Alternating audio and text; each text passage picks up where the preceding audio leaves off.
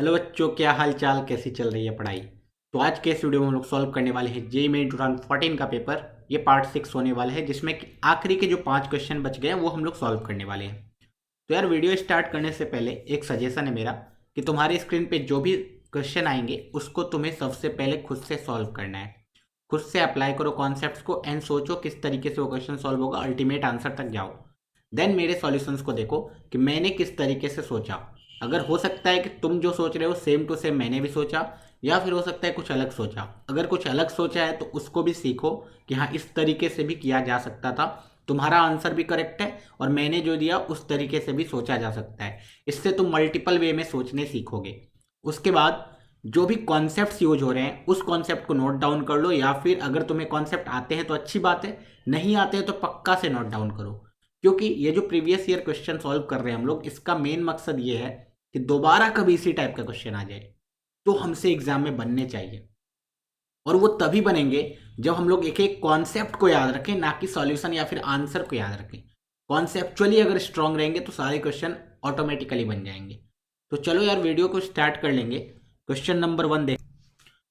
Circle का एक question है, बोला है let C be the circle with centre 1, 1 and radius 1।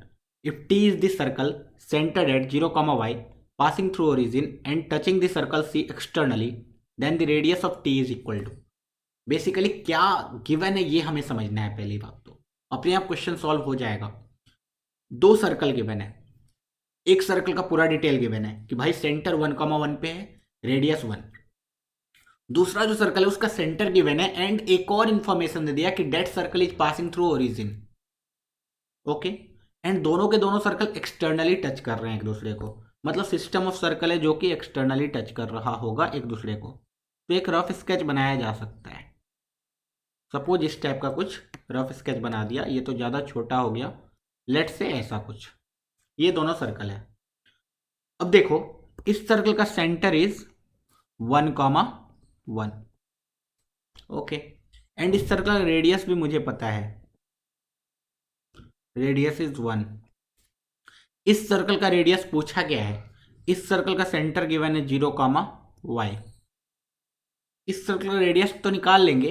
बहुत ही सिंपल सा कॉन्सेप्ट है। अगर दो सर्कल एक दूसरे को एक्सटर्नली टच कर रहे हैं, दिस मीन्स सेंटर के बीच का डिस्टेंस C1 C2 का distance will be equal to radius 1 plus radius 2। ये कॉन्सेप्ट अप्लाई करते हैं हम लोग। दो सर्कल अगर एक्सटर्नली खुद को टच कर रहे हैं, दिस मीन्स C1 C2 का distance is equal to R1 plus R2। C1 C2 का डिस्टेंस तो मैं डिस्टेंस फार्मूला से निकाल लूंगा। Radius 1 is 1, radius 2 is what. Radius 2 को अगर मैं R एज्यूम करूं तो मेरे पास एक R अननोन है, एक Y अननोन है।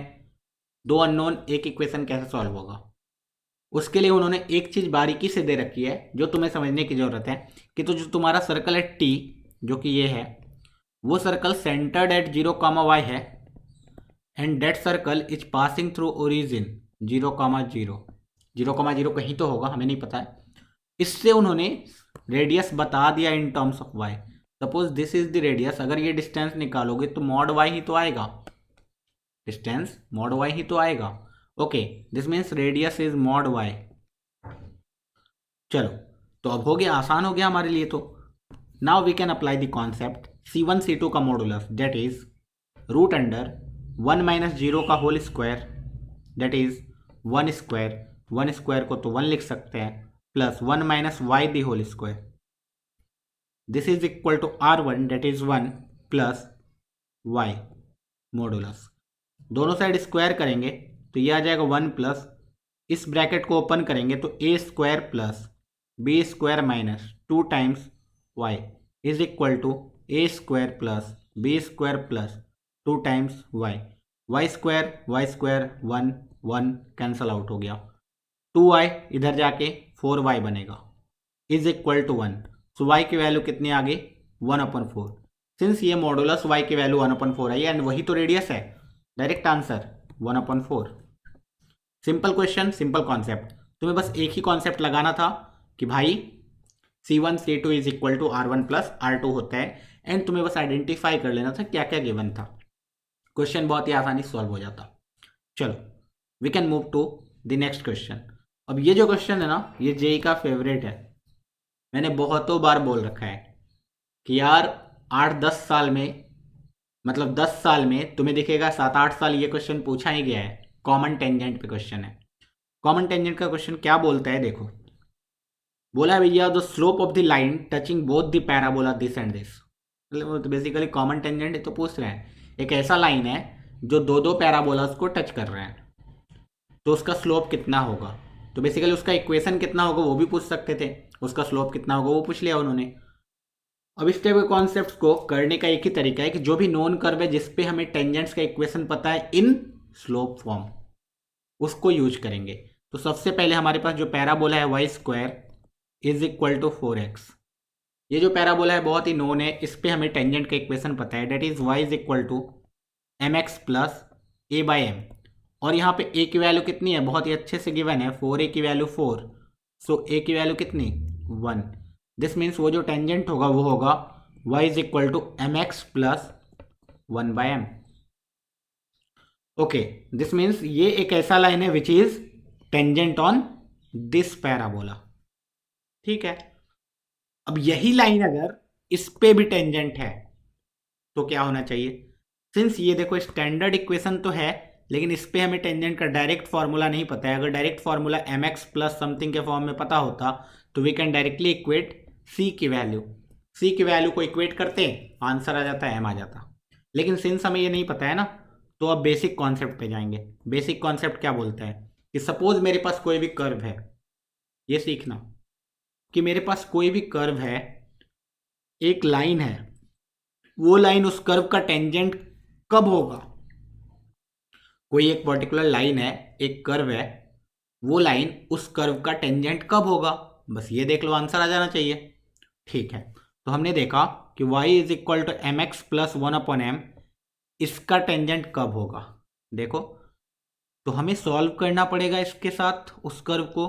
आई can say x square plus 32, y के जगह I can write m x plus 1/m is equal to 0।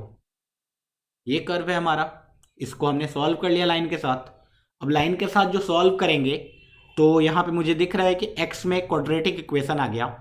x में जो क्वाड्रेटिक इक्वेशन आया, अगर दो दो अलग अलग x आ गए, दिस मीन्स ये लाइन इस कर्व को दो अलग अलग पॉइंट पे कट कर रहा है। दिस मीन्स वो टेंजेंट बिल्कुल नहीं है। अगर वो टेंजेंट है दिस मीन्स एग्जैक्टली एक ही पॉइंट आना चाहिए था x का। अच्छा, एक क्वाड्रेटिक का एग्जैक्टली एक ही सॉल्यूशन आएगा, दिस मीन्स व्हाट, उसका डिस्क्रिमिनेंट 0 होगा। ठीक है, तो डिस्क्रिमिनेंट 0 कर देना था, यहाँ से आ जाता x square plus 32mx plus 32/m is equal to 0। D is equal to 0 करेंगे, बी स्क्वायर डेट इज 32 का square multiplied by m square, B square minus 4ac, 4 A की जगह 1 है, सी की जगह है 32/m is equal to 0। So from here I can see 4 into 32 तो common आ गया, 4 इंटू 32 तो कॉमन आ गया, इस ब्रैकेट में गया एक 32 गया 8m square minus 1/m is equal to 0। ये 0 कभी होगा नहीं, 0 होगा ये। This means I can say 8m square that is 8m cube minus 1/m is equal to 0, और आई can say 8m cube is equal to 1 और m cube is equal to 1/8। तो m की वैल्यू कितनी आ गई 1/2। स्लोप की value आ चुकी है 1/2 और हमारा आंसर भी आ चुका है 1/2। अच्छा, स्लोप आ गया, अगर वो टेंजेंट का ही इक्वेशन पूछ लेते तो हम क्या करते, हम सिर्फ इस इक्वेशन में m की वैल्यू 1/2 डाल देते, हमारा आंसर आ जाता। इक्वेशन आता क्या, y is equal to x/2 plus 2, ये हमारा इक्वेशन आ जाता टेंजेंट का। डेट इज ये एक ऐसा लाइन है जो उस दोनों कर्व को टच कर रहा होगा। ठीक है, तो कॉमन टेंजेंट के क्वेश्चन हमेशा आते रहते हैं, तो इस कॉन्सेप्ट को बहुत ही ज़्यादा स्ट्रांग कर लो अगर तुम्हारा वीक है तो। ठीक है, नेक्स्ट क्वेश्चन पर मूव करेंगे। अब ये भी क्वेश्चन इंटरेस्टिंग है, वेक्टर्स एंड 3D का क्वेश्चन है। बोला गया एक लाइन है जो कि 3D में गिवन है। अब इसका इस लाइन का ही इमेज निकालना है इस प्लेन पे। अच्छा, हमें प्लेन गिवन हो या स्ट्रेट लाइन 2D में गिवन हो, 2D का स्ट्रेट लाइन एंड 3D का प्लेन सेम होता है। हमारे पास एक प्लेन गिवन है 3D में, और हमारे पास एक पॉइंट है, लेट्स से एक प्लेन है और एक पॉइंट है, इसका इमेज निकालना है इस प्लेन पे, सपोज पी इमेज, तो वो निकालने तो हमें आता है, उसका डायरेक्टली फॉर्मूला है। क्या फॉर्मूला है? तो हम लोग बोलेंगे अगर ये point X naught Y naught Z naught है तो X minus X naught upon A जहाँ पे सपोज ये प्लेन का इक्वेशन है A X plus B Y plus C Z plus D is equal to zero, तो X minus X naught upon A Y minus Y naught upon B is equal to Z minus Z naught upon C is equal to minus two times A x naught b y naught plus C z naught plus d divide by a square plus B square plus c square. ये formula है image का, जहां पे x y z क्या represent कर रहा होगा? Image का कोऑर्डिनेट। लेकिन यहां पे उन्होंने ऐसा नहीं दिया ना, इन्होंने यहां पे एक लाइन दे दी, बोला भाई एक प्लेन है और एक लाइन है, इस लाइन का इमेज बताओ इस प्लेन पे। मुश्किल में डाल दिया यहां तो, एक लाइन का पूरा इमेज बताना प्लेन पे, मतलब ये अगर लाइन है तो उसका इमेज तो ऐसा आएगा पूरा। अब ऐसे कैसे निकालेंगे इक्वेशन? सिंपल है, तो मैं सोचो, एक तो ये लाइन बना कैसे?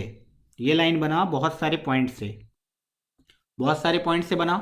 ओके, अब ये जो बहुत सारे पॉइंट है तो हर एक पॉइंट का एक ना एक इमेज होगा ना, हर एक पॉइंट का एक इमेज होगा।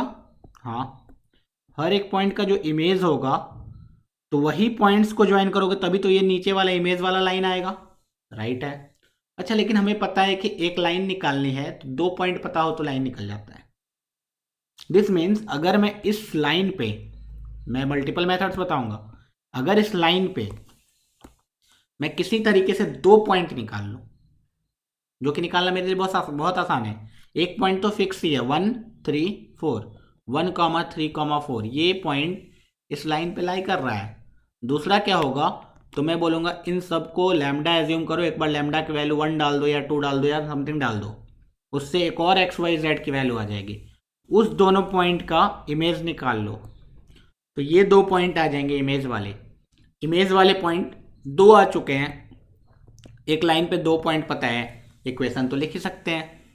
ओके, या तो ये तरीका अपना लो, या तो मैं चाहता हूं डायरेक्टली लाइन ही आ जाए, तो मुझे अभी तुरंत समझाया मैंने कि भाई उस प्लेन पे, उस लाइन पे बहुत सारे पॉइंट होंगे। हाँ, उस बहुत सारे पॉइंट का ही इमेज निकाल लूँ मैं, तो वो बहुत सारे पॉइंट आएंगे कहाँ से? आएंगे ना 3D में, यही तो फायदा है। एक लाइन गिवन है, इक्वेशन गिवन है, तो उससे क्या क्या मालूम होता है? मैं बोलूँगा उससे तो मुझे उस लाइन पे कितने पॉइंट्स है सब पता चल जाते हैं। अगर मैं इसको लैम्डा से इक्वेट कर दूँ तो आई कैन से एक पॉइंट आएगा x will be equal to 3 lambda plus 1, y will be equal to lambda plus 3 and z is equal to minus 5 lambda plus 4।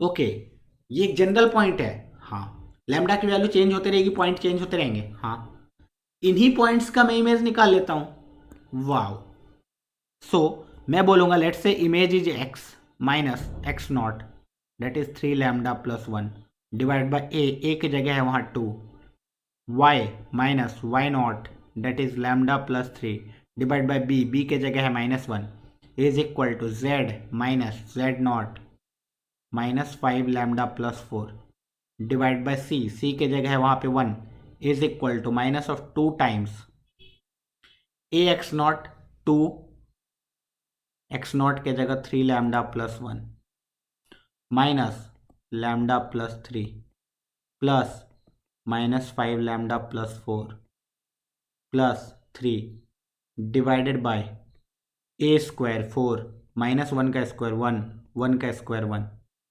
ये आ गया अपना इमेज का फॉर्मूला, सिंपल। अब इसको सिंप्लीफाई करना पड़ेगा थोड़ा सा हमें। This is 2 into 3 6 lambda plus 2 minus lambda minus 3 minus 5 lambda plus 4 plus 3, कितना आ रहा है देख लो भाई, 6 लैम्डा कट गया, ये तो लैम्डा गया, 3 माइनस 3 कट गया, है तो 4 प्लस 2 6 आ गया ऊपर, नीचे भी 4 प्लस 2 6 है, 6 अपॉन 6 ये तो 1 आ गया, 1 इंटू माइनस 2 आ गया सिर्फ। This means x will be equal to 2 times -2। ये ओवरऑल जो वैल्यू है वो -2 के बराबर आ गई। This means 2 into -2 that is -4 plus 3 lambda plus 1। This means x is equal to -3 plus 3 lambda. So यहाँ से एक इक्वेशन आ गया that is x plus 3/3।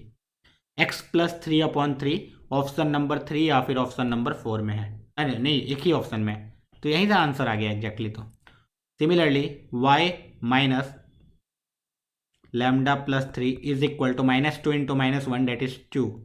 So y will be equal to lambda plus 3 plus 2 that is y minus 5/1 is equal to lambda. y minus 5/1 is equal to lambda. Similarly z is equal to -5 lambda plus 4 -2। So this is -5 lambda plus 2 is equal to z. So z -2/-5 is equal to lambda। तीनों value lambda के बराबर है, तीनों को equate करोगे तो यही तो आएगा। हेंस हम लोग directly image of the line निकाल लिए। ये कॉन्सेप्ट बहुत ही प्यारा, बहुत ही अच्छा है, ठीक है। इस टाइप से सॉल्यूशन तुम्हें बहुत कम जगह देखने को मिलेंगे, हो सकता है। तो ये बहुत ही इंटरेस्टिंग क्वेश्चन था और इस तरीके के क्वेश्चन फ्यूचर में आएंगे, मुझे ऐसा लगता है, और आएंगे और तुम सॉल्व कर लोगे क्योंकि तुमने ये वीडियो देख लिया है। चलो नेक्स्ट क्वेश्चन मूव करेंगे। अब देखो यार, इस टाइप के क्वेश्चंस तुम्हें मेजर किसी भी कोचिंग के बुकलेट में मिल जाएंगे। ये जो क्वेश्चन आया है मोटा मोटी, ठीक है, ये भी रिपीटेड क्वेश्चन टाइप का ही है। बोला है the angle between the lines whose direction cosine satisfy this equation.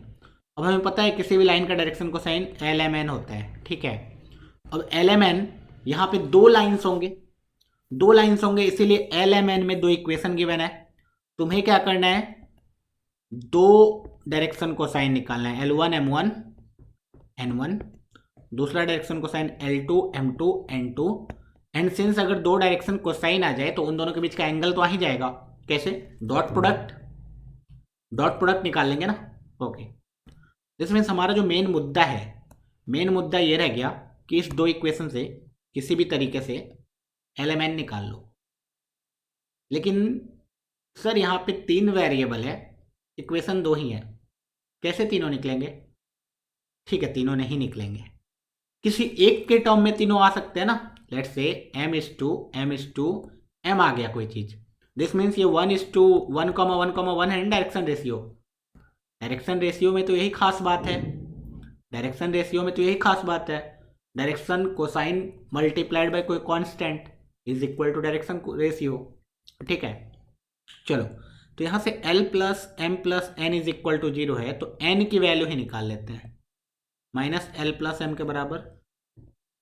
इस इक्वेशन को देखो, L square -M square -N square, और ये माइनस खत्म हो जाएगा, L प्लस M का स्क्वायर इज इक्वल टू 0। तो यहां से I can see L square -M square -L square -M square -2ML is equal to 0। M square तो नहीं कैंसल आउट होगा, कैंसल आउट तो हो जाएगा L स्क्वायर।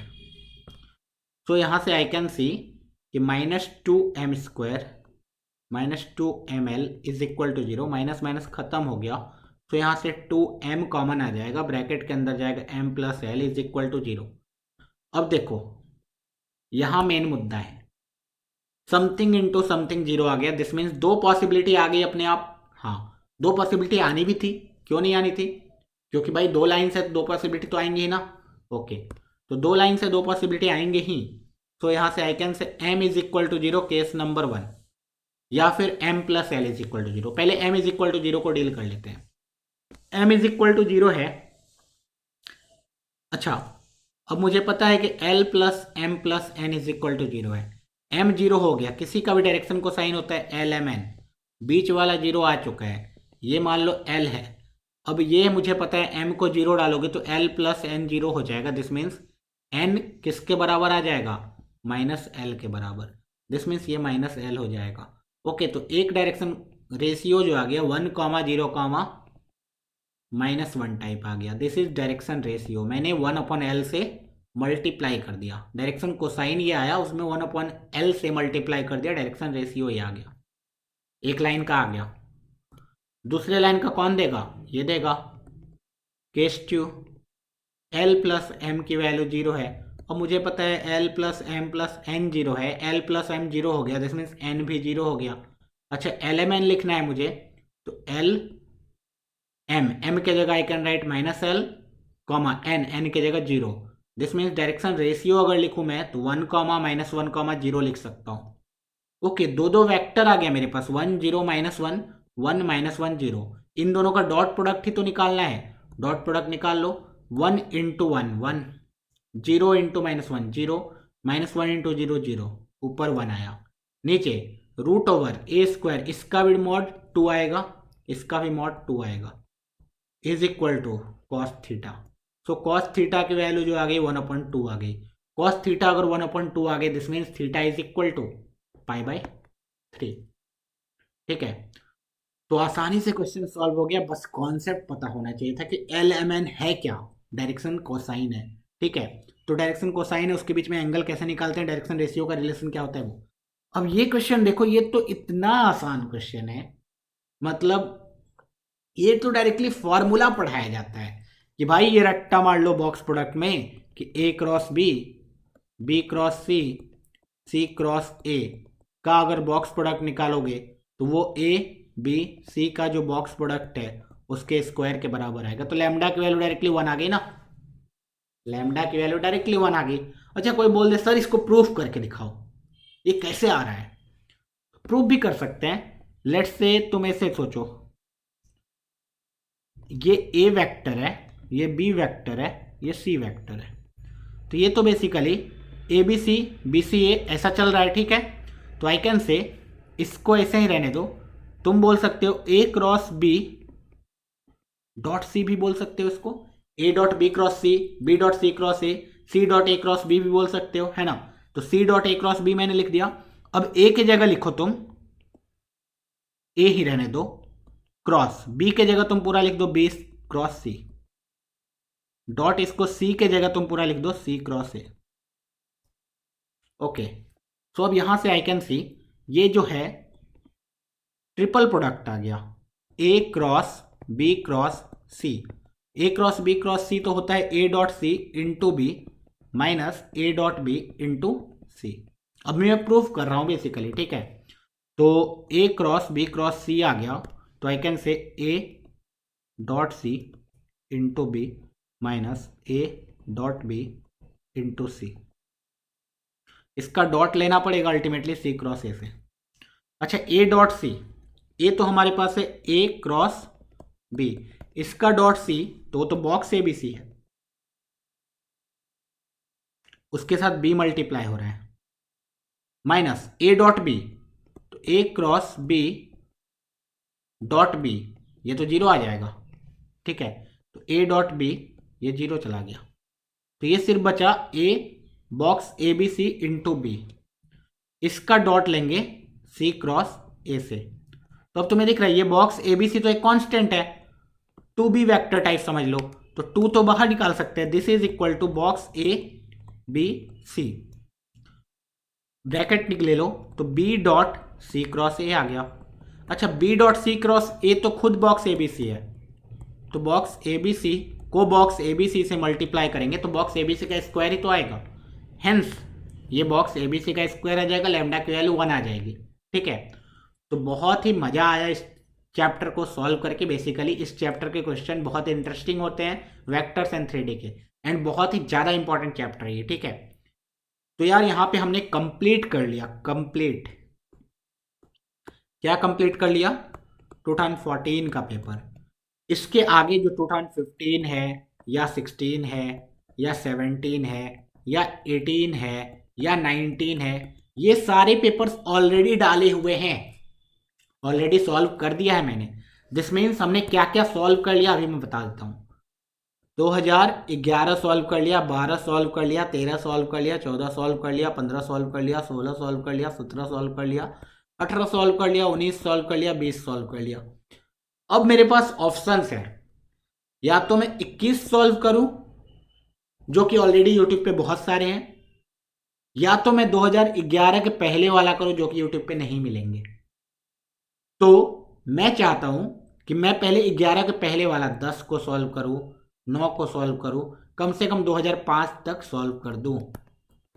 ठीक है, तो 2005 या उसके बाद वाला पूरा सॉल्व कर लूंगा। देन लास्ट में बचेगा 2021 का, जो कि ऑलरेडी तुम्हें यूट्यूब पे बहुत सारे मिल जाएंगे, लेकिन मैं यहां अभी 2021 का सॉल्व करने वाला हूं। तो जेई मेंस जब तक चलता रहेगा तब तक ये सारे पेपर्स खत्म हो जाएंगे। डेली वीडियो आ रहा है, डेली आओ 9:30 बजे रात में, आराम से 4-5 क्वेश्चन 10 क्वेश्चन जो भी है पढ़ के जाओ। छोटे छोटे कॉन्सेप्ट सीखो, थोड़े थोड़े कॉन्सेप्ट सीखो, डेली सीखो। कंसिस्टेंसी इंपॉर्टेंट है, डेली सीखोगे, थोड़ा थोड़ा ही सीखोगे, मार्क्स बहुत ज़्यादा इंप्रूव हो जाएगा। एक ही दिन में 100 क्वेश्चन कर लोगे, हो सकता है सब भूल जाओगे, लेकिन एक दिन में 5-10 क्वेश्चन करोगे, याद रहेगा सब कुछ। ठीक है, 2021 भी करेंगे, और जैसे ही जेई मेंस खत्म हो जाएगा, जेई एडवांस हम लोग स्टार्ट करेंगे। जेई एडवांस के पेपर जो सॉल्व कर दिए गए हैं वो तो कर लेंगे। 2011 से लेकर के 2019 तक के सारे पेपर्स मैंने सॉल्व किए हैं, एक एक क्वेश्चन को डिस्कस किया है। बच जाएगा 2020, 2021 एंड उसके पहले वाले 2007, जब से ऑनलाइन आया 2007 से लेकर के 2010 वाले, वो सारे सॉल्व कर लेंगे after JEE Mains and JEE advance के बीच का जो टाइम है उसमें। तो चलो यार, चैनल को सब्सक्राइब कर देना, वीडियो को लाइक कर देना, एंड अगर दोस्तों को शेयर कर दो तो और ज़्यादा फायदा होगा मुझे भी एंड तुम्हें भी। मुझे भी मोटिवेशन मिलता है अगर सब्सक्राइबर बढ़ते हैं या फिर लाइक्स आते हैं। तो चलो, पढ़ते रहो, मचाते रहो, ऑल द बेस्ट।